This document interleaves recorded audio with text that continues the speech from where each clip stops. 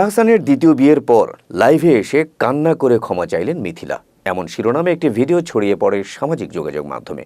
সত্যিই কি কান্না করলেন মিথিলা? বিস্তারিত থাকছে ডেস্ক রিপোর্টে।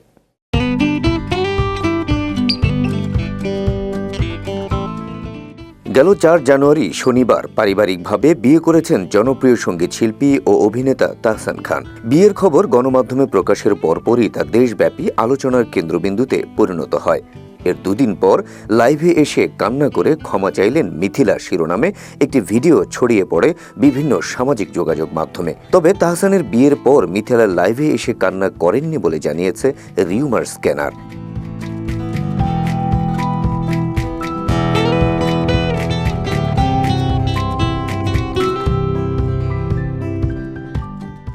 গতকাল শনিবার এ তথ্য জানায় রিউমার স্ক্যানার টিমের অনুসন্ধানে জানা যায়, তাহসানের দ্বিতীয় বিয়ের পর তার প্রাক্তন স্ত্রী মিথিলা লাইভে এসে কান্না করেননি, বরং তাহসানের এই বিয়ের পর মিথিলা তার ফেসবুক পেজের স্টোরিতে মেয়ের সাথে হাস্যোজ্জ্বল ছবি শেয়ার করেন। অনুসন্ধানে আলোচিত ভিডিওটি পর্যবেক্ষণ করে রিউমার স্ক্যানার টিম সেখানে মিথিলার কান্নার কোনো দৃশ্য দেখা যায়নি, বরং এতে তাহসানের নতুন স্ত্রী যুক্তরাষ্ট্র প্রবাসী মেকওভার আর্টিস্ট রোজা আহমেদের সাথে তাহসানের বিয়ের স্থিরচিত্র এবং সাবেক স্ত্রী রাফিয়াত রশিদ মিথিলা ও কন্যা আইরা তেহরি খানের মিরর সেলফি যুক্ত রয়েছে। এর পাশাপাশি ভিডিওটিতে একটি ভয়েসে মিথিলাকে নিয়ে আলোচিত দাবিটি তোলা হয়।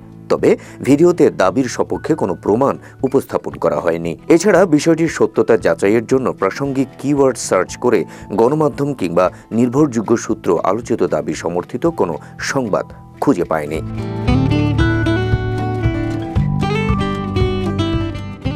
শনিবার সকাল থেকে সামাজিক যোগাযোগ মাধ্যমে তাহসানকে নতুন জীবনের জন্য শুভেচ্ছা জানাচ্ছেন ভক্ত অনুরাগীরা।